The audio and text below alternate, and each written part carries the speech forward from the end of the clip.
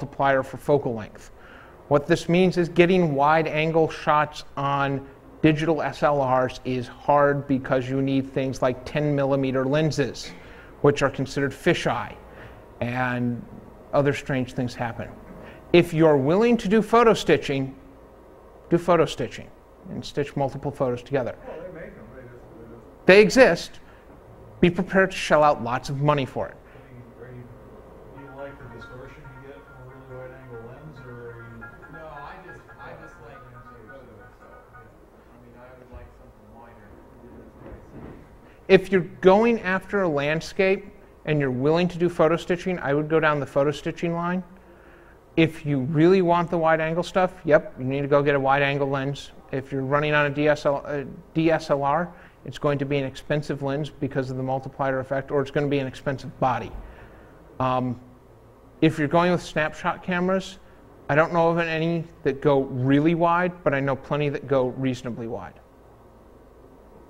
Somebody else had a... I was just wondering, do you ever shoot off a tripod, or is everything you've been trying to do hand shot? I don't own a tripod. Occasionally I use one because I can get somebody else to hand me one. They don't work out for me in the end because a tripod staples you down to a specific spot and a specific thing.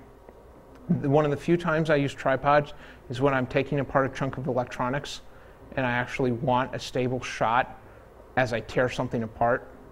So I'll set up my camera on a tripod mount, pointed down into my workbench, peel off the first layer or something, take the photo, peel off another layer, take the photo. It's a tear down one step at a time.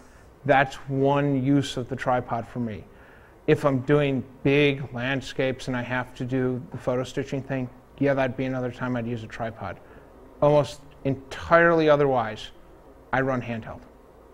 You mentioned stars. Did you manage to do stars without a tripod? Yes. Turn the ISO all the way up, turn the exposure all the way down, pull it out of the noise in post-processing. That's one of the hard ways to do it. Yeah, it'd be a lot better if I actually... Thank you, technology. My laptop is bored with this talk. It's decided to go to sleep on me. I apologize. Yes, I've done stars handheld. It's not easy. Well, I mean, there are some things that there's no other way. There are some things where there's just not enough light to work around, and there's... Fireworks handheld actually has worked for me pretty well. Your mileage may vary, your hardware may vary. Unfortunately, I usually don't get to do fireworks pictures because I'm busy shooting them as opposed to actually shooting photos of them, but that's a different hobby and not a subject of this talk. Okay, anybody else?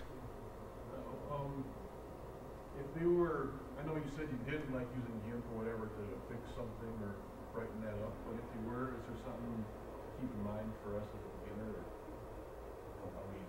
The first thing you want to learn to use in whatever your photo processing software is the histogram display and the ability to either tighten or widen the dynamic range of the photo of what you captured.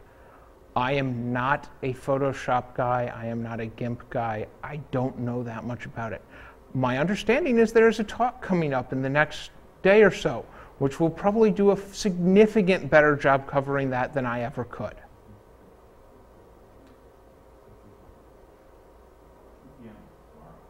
Excellent. I've just been informed it's 2 p.m. tomorrow. What room? In here. Okay, 2 p.m. tomorrow here is where you can learn about Photoshop for beginners, is my understanding of the talk. Anything else before I... Do you do any macro? No. Why not? I don't have a lens. Fair enough. The closest thing you get to macro that I do is that rose picture I had earlier. Gotcha. Yeah, I should really get one. It'd be really handy for working on the small parts. Haven't done it yet.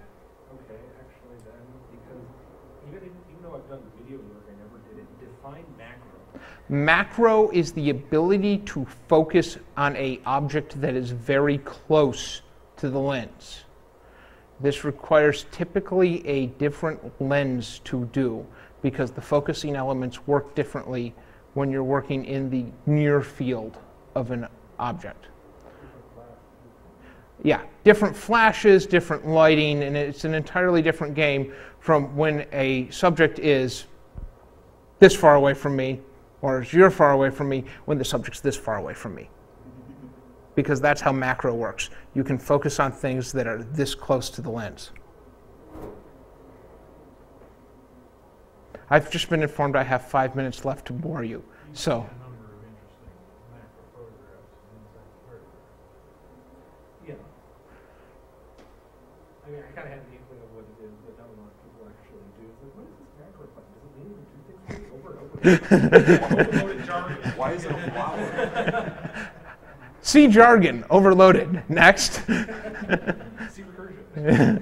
Anything else? Did you guys find this helpful? Actually, yes, very much so. Okay, cool. Then I have succeeded in my goal. I'm going to give up now. Thanks, guys.